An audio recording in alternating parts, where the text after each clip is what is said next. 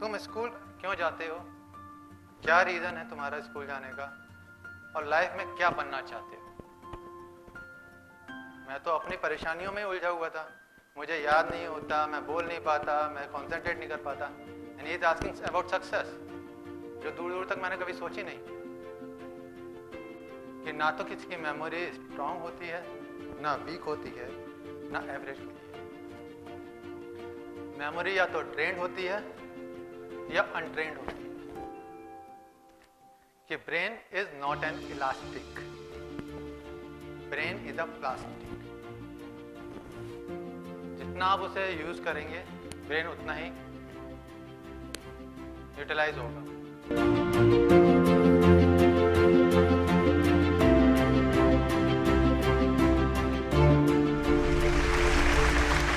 कि ना तो किसी की मेमोरी स्ट्रांग होती है, ना वीक होती है, ना एवरेज होती है। मेमोरी या तो ट्रेंड होती है या अनट्रेंड होती है। ये साइंटिफिकली प्रूवन है। ये हम लोगों का मिथ है जो हम लोगों ने बांध रखा है, जिसे साइकोलॉजी में भी बताया गया है कि brain is not an elastic, brain is a plastic. जितना आप उसे यूज करेंगे ब्रेन उतना ही यूटिलाइज होगा। बट हम लोग क्या करते हैं, हमने कॉलेज कर लिया, काम पे आ गए, माइंड अपने वापस सिंक्रोनाइज होने लगा, तो आपका माइंड केवल वहीं तक सीमित होकर रह जाता है। 9 से 5 की जॉब, घर, उस फैमिली, उसके बाद बच्चों को पढ़ाई होती है, तो हमारी रिपीटेशन होती है। फिर हम कहते हैं हमारी मेमोरी वीक है। ना तो हमारी मेमोरी वीक होती है, ना हमारी एवरेज होती है, ना शार्प होती है। हम लोगों की मेमोरी या तो ट्रेंड होती है या अनट्रेंड होती है। There is a guy named Jim Kivick. He is an American guy who has faced an injury at the age of 5.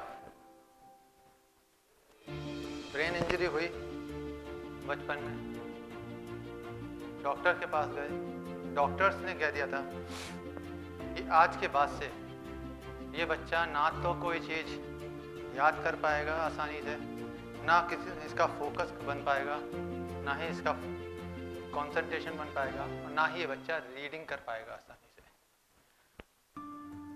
अगर इस माइंडसेट के बच्चे के अगर आपके यहाँ हो तो what do you think? Would you like it? The question, would you like it?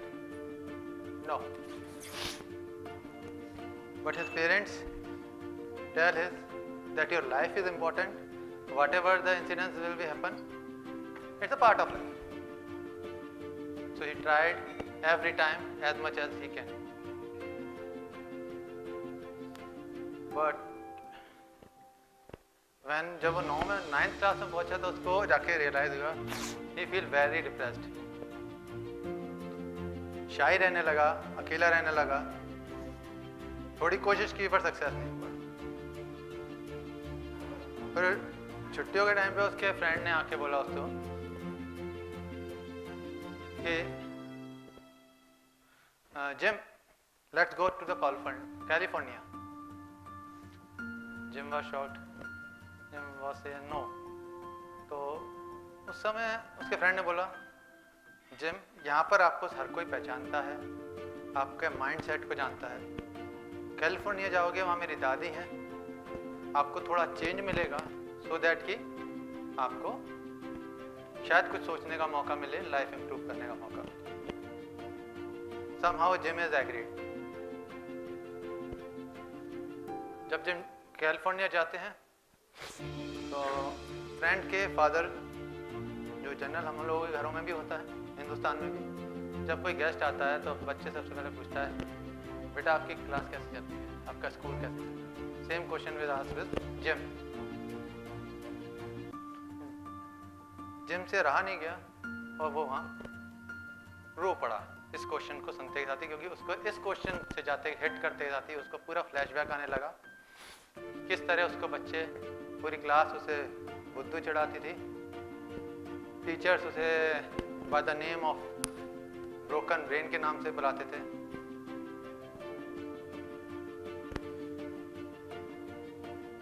उस दोस्त के फादर ने उसकी पूरी हिस्ट्री सुनी, क्या क्या उसके साथ हुआ, क्या है उसके बैकग्राउंड। तो उसके फादर ने बोला, जिम तुम स्कूल क्यों जाते हो, क्या रीजन है तुम्हारा स्कूल जाने का, और लाइफ में क्या बनना चाहते हो। So Jim was saying that what is asking, ये तो मैंने कभी सोचा ही नहीं, मैं तो अपनी परेशानियों में उलझा हुआ था, मुझे याद नहीं होता, मैं बोल नहीं पाता, मैं कंसंट्रेट नहीं कर पाता, and he is asking about success जो दूर दूर तक मैंने कभी सोची नहीं। खैर, फ्रेंड के फादर 2 सेकंड लेते हैं, फिर उसे बोलते हैं, जिम जो भी आपके दिमाग में आ रहा है, एक पेपर देते हैं उसको, उससे कहते हैं कि उस पर लिख दो अपनी, जो भी आपके दिमाग में आ रहा है, इस समय आपके दिमाग में जो भी आ रहा है वो लिख दीजिए, please note it down. Gym लिखता है, हिम्मत करके लिखता है, बट देन उसके फादर कहते हैं, जिम तुम्हारी और तुम्हारी सक्सेस के बीच में सिर्फ इतना सा फर्क है, डिस्टेंस है, इतना सा। Find the bridge in between your brains, आपको अपने दिमाग के बीच के वो ब्रिज खोलना है जिससे आपका सक्सेस का डोर ओपन हो। Jim get a clue over there, Jim come back and start schooling, start reading about the mind, कैसे किस तरह चीज़ों को रिकॉल करना है। His favourite comic book is X Man, the movie of X Man, so he read a number of times. When he read it, he start recalling. जो बच्चा concentrate नहीं कर पाता, रिकॉल नहीं कर पा रहा था, वो पूरी कॉमिक को याद कर पा रहा है, और धीरे धीरे वो मेमोरी लाइब्रेरी में टाइम ज़्यादा बिताने लगा, माइंड की किताबें ज़्यादा पढ़ने लगा, एसेंट में जाने लगा कि क्या ब्रेन के पीछे साइकोलॉजी है, क्या न्यूरोलॉजी है, जिस तरह ब्रेन काम करता है।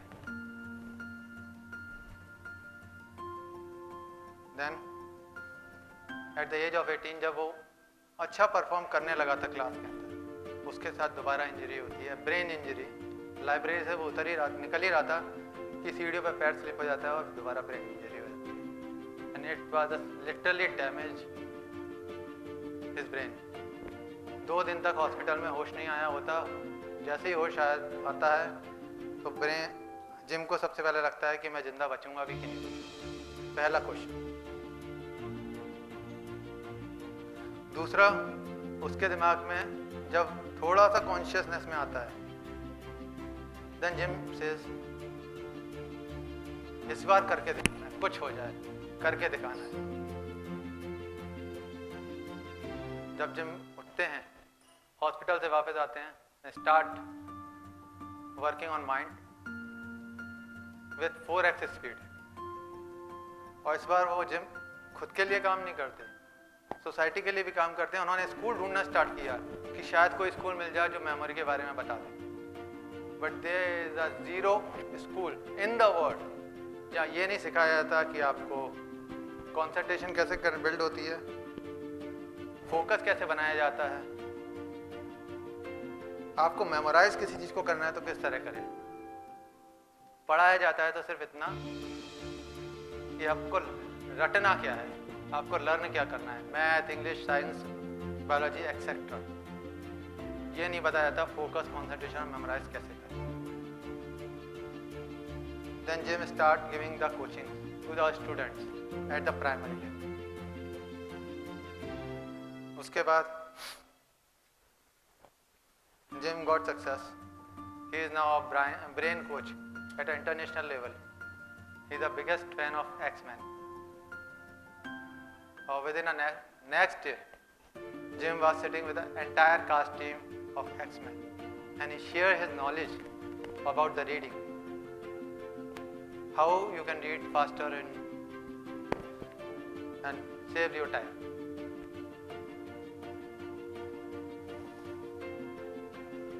Now, this is the story behind of Jim. To make your brain sharper, first is brain diet. If you are talking about brain diet, it's blueberry, egg, broccoli, etc. Second is killing aunt. Killing aunt means stop negative self-talk. As Rupesh ji has already told us, we have received 60,000 in a day. So stop killing negative thoughts. Third, exercise daily. In today's scenario, we are mostly sitting more than 8 hours continuously. So as far as my concern, if you leave your chair and move here and there, this is also part of exercise. Fourth is brain nutrient. Brain nutrient I am talking about, which is rich source of DHA, which is a very important part of for memory enhancement. For example, omega-3, fish, etc. Fifth is positive peer group. We all know you are our average of 5. So if you stay with a positive peer group, your thoughts and beliefs are also positive. Sixth, brain like a clean environment, never meshy. Generally we are wake up with a meshy environment. सुबह office जाना है या बाद में तय कर लेंगे, सामान बाद में लगा लेंगे, पहले ऑफिस के भागते हैं. So it begins from the day.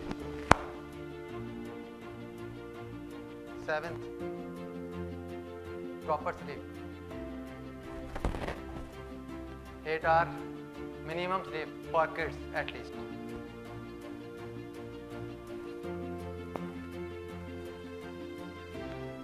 Eighth, remember your dreams. Those who have usually see the dreams on a regular basis, when you wake up, try to remember your dream, entire dream, as much as you can possible. I am not seeing the dream on a regular basis, but whenever I see the dream, I try to remember entire thing. Recently I have and I find out the meaning of that dream as well.